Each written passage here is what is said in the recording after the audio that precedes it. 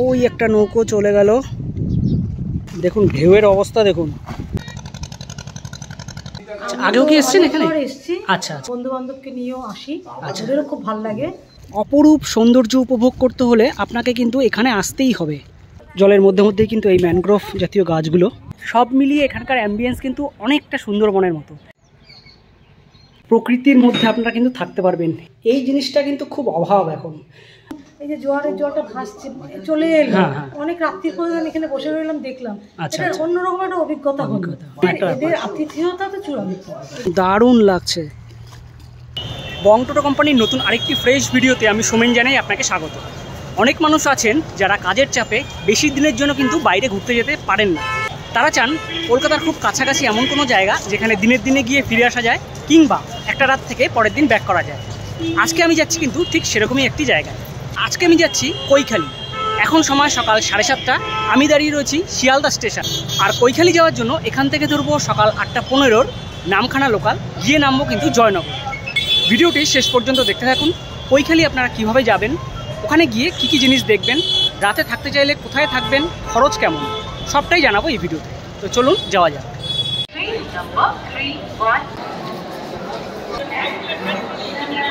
প্রথমেই বলে দিই, এই 8:15 ট্রেনটি এটি নামখানা লোকাল নয়, এটি লক্ষ্মীকান্তপুর লোকাল। যেহেতু আমি জয়নগর স্টেশনে নামবো, তাই জয়নগর যাওয়ার জন্য কিন্তু লক্ষ্মীকান্তপুর লোকাল বা নামখানা লোকাল আপনারা ধরতে পারেন। আপনাদের সুবিধার জন্য আরেকটা তথ্য দিয়ে রাখি, নেটে কিন্তু নামখানা লোকাল বলে সার্চ করলে মাত্র 2টো ট্রেন দেখাবে। আপনারা লক্ষ্মীকান্তপুর বলে সার্চ করবেন, তাহলে কিন্তু জয়নগর যাওয়ার ট্রেনগুলো পেয়ে যাবেন। শিয়ালদা থেকে জয়নগর মজিলপুর স্টেশনের দূরত্ব 49 কিলোমিটার, ভাড়া নেয় 15 টাকা, আর সময় লাগে 1 ঘন্টা 20 মিনিটের মতো। সময় এখন 9:40। নেমে পড়লাম জয়নগর স্টেশনের 1 নম্বর প্ল্যাটফর্মে। এই হচ্ছে জয়নগরের 1 নম্বর প্ল্যাটফর্ম, আর তার উল্টো দিকে হচ্ছে 2 নম্বর প্ল্যাটফর্ম। এখানে একটা কথা বলি, জয়নগর স্টেশনের 2 নম্বর প্ল্যাটফর্মের বাইরে থেকে যে অটোগুলো কৈখালি যায়, সেগুলো কিন্তু ডিরেক্ট কৈখালি পর্যন্ত যায় না, জামতলা মোড় পর্যন্ত যায়। জামতলা মোড় পর্যন্ত ভাড়া নেয় 40 টাকা। জামতলা মোড় পর্যন্ত যাওয়ার পর সেখান থেকে আবার অটো চেঞ্জ করে যেতে হয় কৈখালি, ওখান থেকে ভাড়া নেয় 25 টাকা। তবে আমি কিন্তু প্রথমে জামতলা মোড়ে যাব না, আমি জামতলা মোড়ে যাওয়ার যে রাস্তা, সেই রাস্তায় নিমপিট আশ্রম পড়ে, সেই নিমপিট আশ্রমে আগে যাব। এই নিমপিট আশ্রমে কেন যাচ্ছি তারও একটা কারণ রয়েছে, ভিডিওটি দেখতে থাকুন, আপনারা জানতে পারবেন। আর নিমপিট আশ্রমে যাওয়ার জন্য কিন্তু আমাকে 2 নম্বর প্ল্যাটফর্মে যেতে হবে না, কারণ 1 নম্বর প্ল্যাটফর্মের বাইরে থেকেই অটো বা টোটো পাওয়া যায় শুনলাম। আর বাইরে বেরোবে কিন্তু সমস্ত মোয়ার দোকান। আপনারা জানেন জয়নগর কিন্তু মোয়ার জন্য বিখ্যাত, এই দিকে সমস্ত দোকান।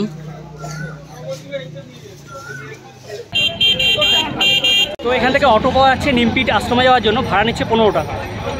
তবে আপনারা অটো রিজার্ভ করে যদি ডিরেক্ট কৈখালি যেতে চান, তাহলে 1 নম্বর বা 2 নম্বর প্ল্যাটফর্মের বাইরে থেকে অটো পেয়ে যাবেন।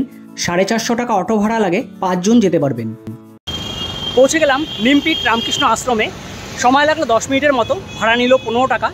এবার ছোট করে আপনাদের এই রামকৃষ্ণ আশ্রমে ঢুকে একটু দেখিয়ে দেবো, আর কেন এখানে প্রথমে আসলাম জামতলা মোড়ে না গিয়ে সেটাও কিন্তু জানাবো। এই হচ্ছে শ্রী রামকৃষ্ণ আশ্রম নিমপিট এন্ট্রান্স।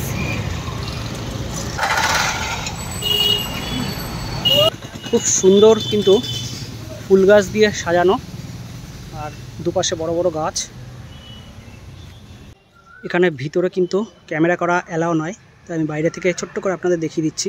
এই হচ্ছে মেন মন্দির এই নিমপিট আশ্রমের। এবার বলে দিই কেন আমি প্রথম এই নিমপিট রামকৃষ্ণ আশ্রমে আসলাম। অ্যাকচুয়ালি কৈখালি ঘুরতে এসে আপনারা যদি রাতে থাকতে চান, তাহলে ওখানে কিন্তু রয়েছে পর্যটন আবাস, আর ওই পর্যটন আবাস কিন্তু এই নিমপিট রামকৃষ্ণ আশ্রম দ্বারা পরিচালিত হয়। আর কৈখালির ওই পর্যটন আবাস বুকিংয়ের জন্য কিন্তু নম্বর রয়েছে, আমি নম্বরটা দিয়ে দেবো, স্ক্রিনে আসবে, ডেসক্রিপশন বক্সেও থাকবে। আপনারা যদি বুকিং করেন, তাহলে ওখান থেকে বুকিং করার পর এনাদের যে প্যাকেজ রয়েছে বা এনাদের যে সিস্টেম রয়েছে, সেটা হচ্ছে যেদিনের জন্য ওই পর্যটন আবাস বুকিং করবেন, সেই দিন প্রথমে কিন্তু আপনাকে এই নিমপিট আশ্রমে আসতে হবে। কারণ এনাদের কিন্তু একটা সিস্টেম রয়েছে যে এখানে এসে একটা নাম এন্ট্রি করতে হয়, তারপর এখানে কিন্তু ভোগের প্রসাদ আপনারা গ্রহণ করতে পারেন 10 টাকা করে কুপন মূল্য দিয়ে। 12:30টার মধ্যে এনারা ভোগের প্রসাদ দেয়, সেই ভোগের প্রসাদ গ্রহণ করে তারপর কিন্তু আপনারা কৈখালির দিকে যেতে পারেন। এখান থেকে আপনারা কৈখালি পর্যন্ত অটোতে যেতে পারেন, 400 টাকা করে রিজার্ভে নেয়। তাছাড়া আপনারা কিন্তু শেয়ারিংয়ে যেতে পারেন। আর যারা একদিনের জন্য ঘুরতে আসছেন, রাতে থাকবেন না, শুধুমাত্র কৈখালি ঘুরবেন, তারা কিন্তু জয়নগর স্টেশনের 2 নম্বর প্ল্যাটফর্মের বাইরে থেকে অটো পেয়ে যাবেন অটোতে করে জামতলা মোড়ে পৌঁছে যাবেন, 40 টাকা নেবে। ওখান থেকে আবার অটোতে করে আপনারা কৈখালি পৌঁছে যেতে পারেন, ওখান থেকে নেবে হচ্ছে 25 টাকা। নমস্কার দাদা। নমস্কার। আচ্ছা, আপনাদের একটু ভোগের প্রসাদ গ্রহণ সম্পর্কে একটু বলুন, আর আপনাদের যে অতিথিশালা রয়েছে কৈখালিতে সেই সম্পর্কে একটু বলুন, কীভাবে কী বুকিং করা যাবে। প্রথমে আমাদের নেমপিটে আশ্রমে যারা অতিথিরা আসেন তারা হচ্ছে গিয়ে আমাদের এখানে ঠাকুরের ভোগের প্রসাদ আছে। হ্যাঁ, ওটা প্রথমে 10 টাকা কুপন। আচ্ছা, 12:30 মন্দির বন্ধ হবে, তারপরে ওই 10 টাকার কুপন কেটে তারপরে ঠাকুরের ভোগ খেতে পারবেন। হ্যাঁ, আচ্ছা, ভোগটা খাওয়ার পর আমাদের যে কৈখালি হচ্ছে কি পর্যটক আবাস রয়েছে, হ্যাঁ, ওটা হচ্ছে কি ওখানে তারপর খাওয়ার পর চলে যেতে পারবে। আচ্ছা, এখান থেকে অটো ভাড়া 400 টাকা করে রিজার্ভে নেয়, 5 জন করে। আচ্ছা, আর 600 টাকার বিনিময়ে আমাদের কৈখালিতে হচ্ছে কি 2টো মিল আছে, 2টো টিফিন আছে। আচ্ছা, ওটা একদিন হতে পারে বা 2 দিন হতে পারে। নিমপিট আশ্রম ঘুরলাম, এবার যাব কৈখালি। গেটের বাইরের থেকে কিন্তু অটো পাওয়া যায় জামতলা মোড়ে যাওয়ার জন্য।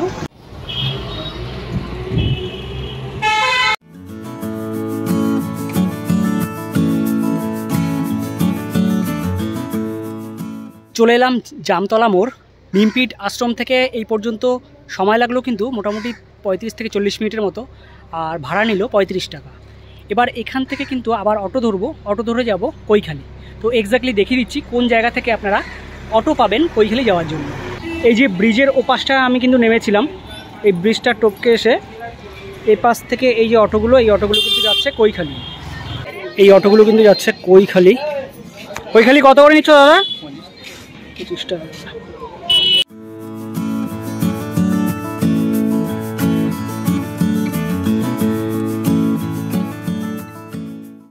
অবশেষে এসে পৌঁছালাম কৈখালি। জামতলা মোড় থেকে এই পর্যন্ত সময় লাগলো 25 মিনিটের মতো, ভাড়া নিল 25 টাকা। জামতলা মোড় থেকে এই কৈখালি পর্যন্ত কিন্তু 13 কিলোমিটার দূরত্ব, আর জয়নগর থেকে এই কৈখালির দূরত্ব, টোটাল দূরত্ব যেটা, সেটা হচ্ছে 33 কিলোমিটার। আর কৈখালি ঢোকার মুখেই এই রাস্তার দুপাশে কিন্তু ছোট ছোট খাওয়ার দোকান রয়েছে, আর এটা কিন্তু সেই পর্যটন আবাস। প্রথমে চলুন সামনের দিকে এগিয়ে যাই। এই হচ্ছে কৈখালি পর্যটক আবাস, নিমপিট আশ্রম দ্বারা পরিচালিত। আর উল্টো দিকেই দেখুন ম্যানগ্রোভ জাতীয় গাছ এগুলো, আর জল দেখুন কতটা চলে এসছে। মাতলা নদীর পাশেই কিন্তু রয়েছে এই পর্যটক আবাস। ভিডিওটি শেষ পর্যন্ত দেখতে থাকুন। এই কৈখালি পর্যটক আবাসের রুমগুলো কেমন, আর কি ফেসিলিটি রয়েছে, সমস্ত তথ্য জানাবো এই ভিডিওর মাঝখানে। চলুন একটু সামনের দিয়ে দেখে আসি। মাতলা নদীর পার বরাবর এই রাস্তাটা কিন্তু নতুন করে হচ্ছে, একদম অনেকটা দূর চলে গেছে। আর এই পারগুলো কিন্তু দেখুন সদ্য তৈরি হয়েছে, এগুলো কাঁচা ছিল। আর রয়েছে মাতলা নদীর অসাধারণ একটা রূপ, মন ভরে যাবে একদম। বিশাল নদী, বিশাল নদী।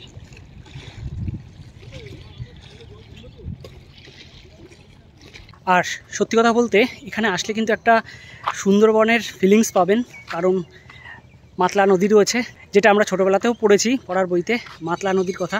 মাতলা নদী কিন্তু সুন্দরবনের অন্যতম একটা নদী, আর পেছনে কিন্তু রয়েছে ম্যানগ্রোভ জাতীয় গাছ। প্রথমেই গিয়েছিলাম কিন্তু এই কৈখালি পর্যটক আবাসের সামনে দিয়ে ওই দিকটায়, এবার যাব এই পাশের এই রাস্তাটা দিয়ে মাতলা নদীর কাছে।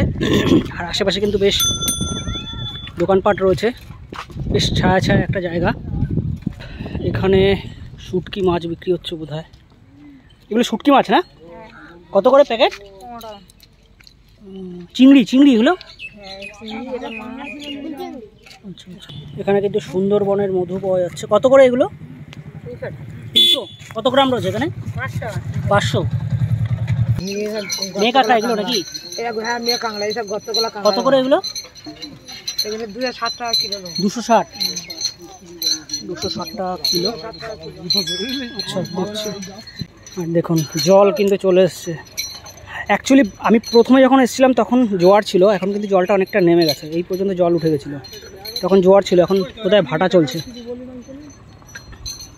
দেখুন এখানে বিভিন্ন জায়গায় কিন্তু এই বোর্ডগুলো দেওয়া রয়েছে, প্লাস্টিক এর ব্যবহারটা কিন্তু এখানে নিষিদ্ধ। আর অনেক নৌকো রয়েছে, লঞ্চ রয়েছে। এই নৌকোগুলো এবং লঞ্চগুলো কিন্তু আপনাকে এখান থেকে ঝড়খালি নিয়ে যায়। আমি সমস্ত তথ্য আপনাদের দিয়ে দিচ্ছি। কিছু ছোট ছোট নৌকো রয়েছে যেগুলো মাছ ধরতে যায়, এপার ওপার দেখা যাচ্ছে না। আর একটা জিনিস দেখাই, এই জিনিসটা কিন্তু আমরা প্রত্যেকেই ছোটোবেলার পড়ার বইতে পড়েছি, শ্বাসমূল। ম্যানগ্রোভ জাতীয় গাছের যে শ্বাসমূলগুলো থাকে, ভাটার যেহেতু চলছে এখন, ফলে জল নেমে যাওয়ায় এই শ্বাসমূলগুলো কিন্তু জেগে উঠেছে। আর এগুলো কিন্তু ডেঞ্জারাস, মানে এখানে খালি পায়ে নামলে কিন্তু পা একদম ফালা ফালা হয়ে যাবে। কৈখালী পর্যটক আবাসে এসে একটা দিন বা দুটো দিন যদি থাকেন, তাহলে আপনারা কিন্তু এখান থেকে ঝড়খালি ঘুরে আসতে পারেন। এই নদীর লাগোয়া এই পাশেই ঘাট রয়েছে, এখান থেকে কিন্তু লঞ্চগুলো ছাড়ে, ছোট ছোট বোট ছাড়ে। আপনারা গ্রুপ যদি আসেন সেক্ষেত্রেও যেতে পারেন। আপনারা যদি 2 জন বা 3 জন আসেন, আপনারা যেরকম আসবেন সেই অনুযায়ী কিন্তু আপনারা এখান থেকে ঝড়খালি গিয়ে ঘুরে আসতে পারেন। ওখানে কিন্তু বাঘ, ছোটোখাটো পশু পাখি রয়েছে, সেগুলো দেখে আসতে পারেন। তো আপনাদের আমি জানিয়ে দেবো কত কী খরচ পড়ছে। সামনেই ঘাট রয়েছে, আমি এখানে যারা রয়েছে তাদের সাথে কথা বলে নিচ্ছি। মা শারদা একটি ট্রলার দাঁড়িয়ে রয়েছে।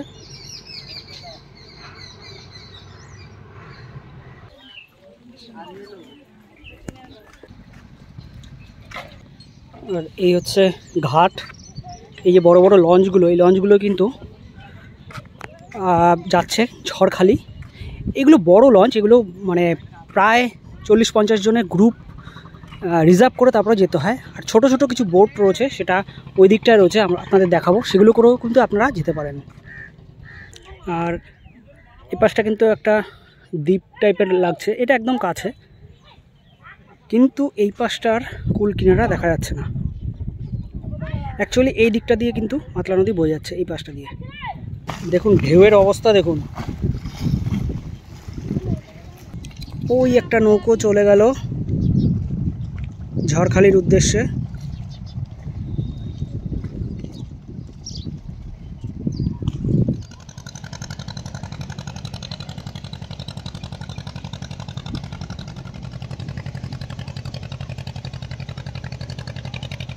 এবার একটু শুনে নিই এখানে যে লঞ্চ রয়েছে বা বোট রয়েছে, তাতে করে যে ঝড়খালি যাওয়া যায়, কেমন কি খরচ রয়েছে। দাদা কেমন কি খরচ রয়েছে এখান থেকে যদি যারা ঝড়খালি যেতে যায় ঘুরতে?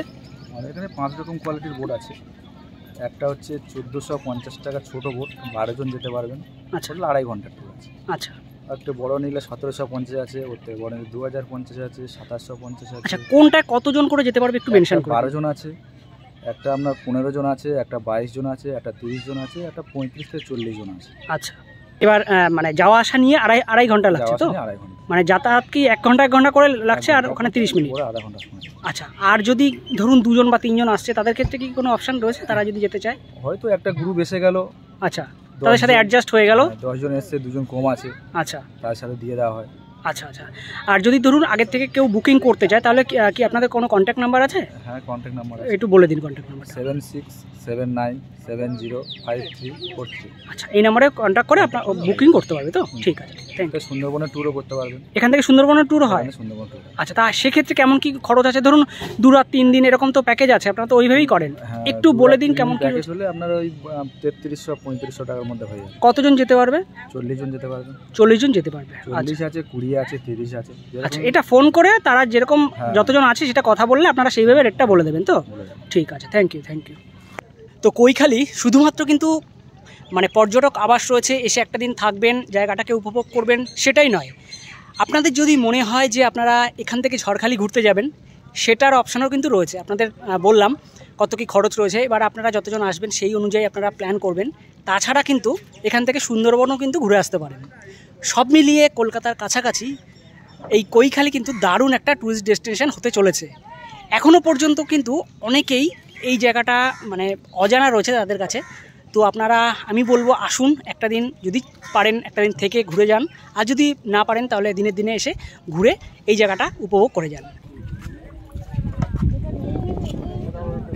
আর অ্যাকচুয়ালি এটা কিন্তু পাড়, এই পাড়ের উপরে কিন্তু বিভিন্ন দোকানপাট রয়েছে। তোমাদের এখানে কি কি খাবার পাওয়া যায়? কি কি খাবার পাওয়া যায়? এখানে রোল পাওয়া যায়, তারপর মশলা মুড়ি, চানা, ডিম টোস্ট। আচ্ছা আচ্ছা, ডিম টোস্ট, মশলা মুড়ি, এগ রোল, এগুলো কিন্তু আপনারা এখান থেকে খেতে পারেন। এই পাশাপাশি কিন্তু এই দোকানগুলো রয়েছে একদম মাতলা নদীর পাড়ে। কৈখালিতে এই যে ছোট ছোট দোকানগুলো রয়েছে, এখানে কিন্তু প্রচুর খাবার রয়েছে। মানে শুধুমাত্র ভাতটা পাওয়া যায় না এই দোকানগুলোতে, এগ রোল থেকে শুরু করে, ম্যাগি থেকে শুরু করে বিভিন্ন রকম স্ন্যাক্স টাইপের খাবার এগুলো কিন্তু পাওয়া যায়। এই যে নদীর পাড় দিয়ে যে দোকানগুলো দেখালাম, এখানে কিন্তু ছোটোখাটো জিনিস আপনারা খেতে পারেন, বিভিন্ন রকম টুকিটাকি জিনিস পাওয়া যায়। আর যদি দুপুরে লাঞ্চ করতে চান তাহলে এই নদীর পাড় দিয়ে আপনারা একটু সামনের দিকে এগিয়ে আসবেন। সামনেটা কিন্তু ছোট ছোট কিছু হোটেল টাইপের রয়েছে, ওখানে কিন্তু আপনারা দুপুরের ভাত খেতে পারেন। যারা কৈখালিতে দিনে দিনে ঘুরে যেতে চাইছেন তাদের ক্ষেত্রে কিন্তু ওয়াশরুমের প্রয়োজন হয়। তো এখানে কিন্তু ওয়াশরুম রয়েছে নদীর পাড়েই, মাতলা নদীর পাড়েই কিন্তু ওয়াশরুম রয়েছে, আপনারা এখানে কিন্তু ইউজ করতে পারেন এটা। এই জায়গাটি বিকেলবেলা কিন্তু আরও দারুণ লাগবে। আর এখন কিন্তু চড়া রোদ, প্রায় দাঁড়ানো যাচ্ছে না বললেই চলে, ফ্লাইটের মতো বাজে। বিকেলবেলা যখন সূর্য আরেকটু তার তেজ কমাবে তখন কিন্তু দারুণ লাগবে। আর এখানে বসার জায়গা রয়েছে, এখানে একটা বসার জায়গা রয়েছে। তো চলুন এবার কৈখালি পর্যটক আবাসে ঢোকা যাক এবং এখানকার কী কী তথ্য পাওয়া যায় আপনাদের সাথে একটু শেয়ার করি। অ্যাকচুয়ালি এখানে কিন্তু গেস্ট সবসময় থাকে, তো আমি এখানকার যিনি দাদা রয়েছেন তার সাথে কথা বলে একটা রুম আপনাদের সাথে একটু শেয়ার করি, একটু দেখিয়ে দিই কেমন কি রুমের কন্ডিশন। দেখুন কি সুন্দর একটা প্রকৃতির মধ্যে আপনারা কিন্তু থাকতে পারবেন। এই হচ্ছে রুম। রুমে ঢোকার আগে আপনাদের দেখাই, সামনে কিন্তু সবুজ মাঠ। চলুন এবার রুমটা আপনাদের একটু দেখিয়ে দিই।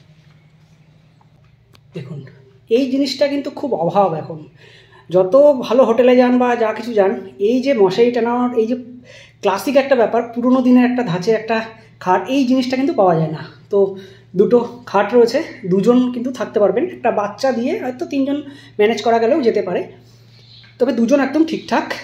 এখানে কিন্তু চেয়ার টেবিল রয়েছে, এখানে আয়না রয়েছে, এখানে একটা ওয়ার্ড্রপ টাইপের রয়েছে, বিশাল জায়গা, ব্ল্যাঙ্কেট, মশারি এগুলো সমস্ত কিছু দেওয়া রয়েছে। এখানে আপনারা লাগেজপত্র রাখতে পারেন। আর এখানে দেখুন একটা নির্দেশাবলী রয়েছে, এখানে আপনারা একটু পড়ে নেবেন। আর একদম মানে মোটামুটি কিন্তু পরিষ্কার একটা রুম, ওয়ালটা বেশ রং করা, লাইট রয়েছে, উপরে ফ্যান রয়েছে, ওপাশে দুটো জানলা রয়েছে, আর এই পাশে একটা বোধহয় ব্যালকনি টাইপের রয়েছে। আমি একটু দেখিয়ে দিই, বড় ব্যালকনি।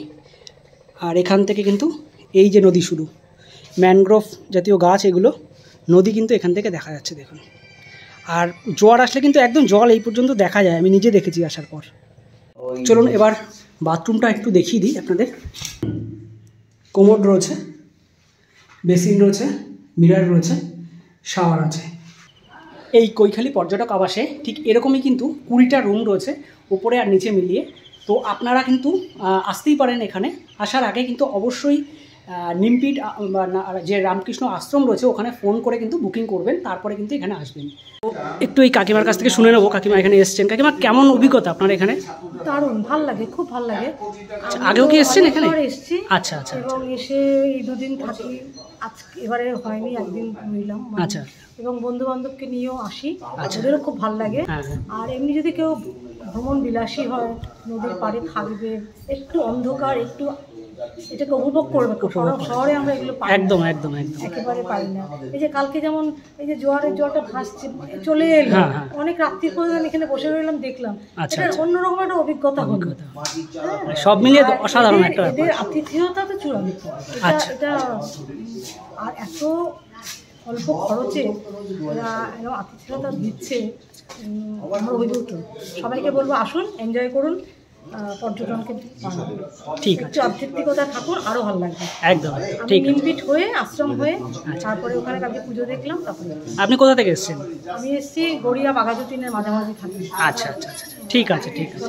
হ্যাঁ দাদা, এখানে যদি কেউ আসতে চায় রাতে মানে থাকার জন্য কিভাবে কি বুকিং করতে পারে? নিমপি রাস্তাতে বুকিং করতে হয়, থাকা খাওয়া নিয়ে 600 টাকা নেওয়া হয়। আচ্ছা, আর পেন্সিল বুকিং হয়। ফোন কি ওখানেই করতে হবে, মানে নিমপিটা আশ্রমে করতে হবে তো? ওখানে করতে হবে। আচ্ছা, 11টা থেকে 3টের মধ্যে বুকিংটা নেওয়া হয় রবিবার ছাড়া। আচ্ছা আচ্ছা। ফ্যামিলি সহ যদি কেউ আসতে চান আসতে পারে। একটা রুমে কতজন পর্যন্ত থাকা যায়? 2জন, বাচ্চা সহ 3জন থাকতে পারেন। আচ্ছা, বড়রা যদি নিজেরা অ্যাডজাস্ট করতে পারেন সেটা থাকবে। মানে ওই মাথা পিছু খাওয়া থাকা নিয়ে 600 টাকা। ঠিক আছে ঠিক আছে। অ্যাকচুয়ালি যেটা হলো, কৈখালী পর্যটক আবাসের ভেতরে যিনি রয়েছেন দায়িত্বে, ম্যানেজারদা, তার সাথে কথা বলছিলাম আর কি, রুমগুলো দেখালাম। তো আমার অ্যাকচুয়ালি দুপুরে খাওয়ার কথা ছিল বাইরে যে হোটেলগুলো ছিল সেখানেই খাবো ভেবেছিলাম। তো ওনার সাথে কথা বলে উনিই বললেন যে এখানে দাদা খেয়ে নিতে পারেন। তো অ্যাকচুয়ালি আমি একা আছি বলে এখানে খেতে পারছি, বাইরের থেকে কিন্তু সেরকমভাবে ওই অর্থে খাওয়ার কোনো ব্যবস্থা নেই, কারণ এখানে যারা গেস্ট থাকে তাদের জন্য কিন্তু খাবারটা অ্যারেঞ্জ করা হয়। আমি একা এসেছি বলে রিকোয়েস্ট করায় তারা কিন্তু আমাকে এখানে খাওয়ার ব্যবস্থাটা করে দিলেন। এই হচ্ছে আমাদের খাওয়ার জায়গা।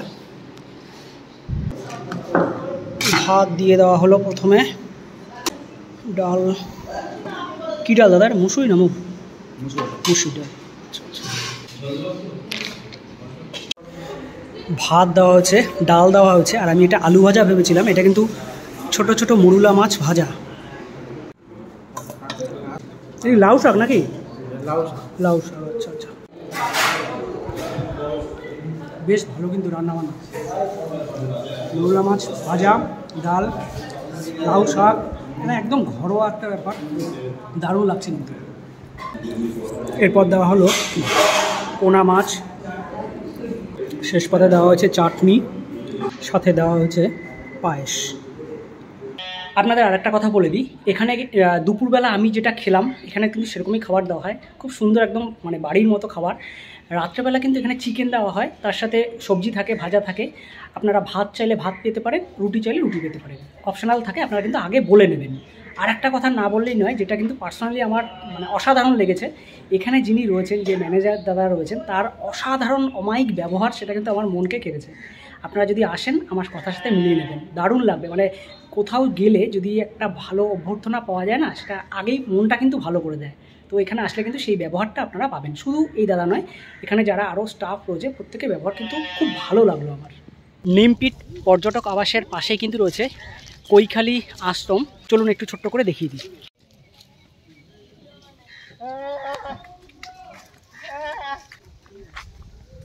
বাহ, বাঁ দিক দিয়ে কিন্তু ফুলের বাগান,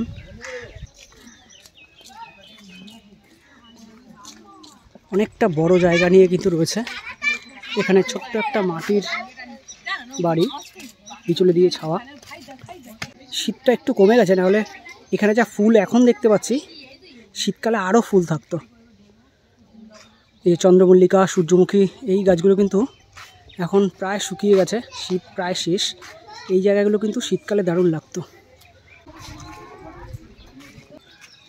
এই হচ্ছে মেন মন্দির, কি সুন্দর ফুলের বাগান করা হয়েছে। এখানে ছোট্ট একটা পুকুর টাইপের রয়েছে, শান্ত নির্জন একটা জায়গা। আর এই জিনিসগুলো কিন্তু এখানে মৌমাছি প্রতিপালন করা হয়, এই একটা, ওখানে একটা। তো ভিডিওটি ছিল এই পর্যন্তই। যদি ভিডিওটি ভালো লেগে থাকে একটা লাইক করবেন, আর আমাদের চ্যানেলে যদি নতুন এসে থাকেন চ্যানেলটি সাবস্ক্রাইব করে পাশের বেল বাটনটি প্রেস করে রাখবেন, কারণ যখনই আমি নতুন ভিডিও আপলোড করব সবার আগে কিন্তু আপনি নোটিফিকেশান পেয়ে যাবেন। ধন্যবাদ। আর যদি এই কৈখালী সম্পর্কে কোনো কিছু জানার থাকে তাহলে আপনারা কিন্তু কমেন্ট করে জানাতে পারেন, আমি চেষ্টা করব আপনাদের কমেন্টের উত্তর দিতে। ভালো থাকবেন, দেখা হচ্ছে সামনের নতুন ভিডিওতে।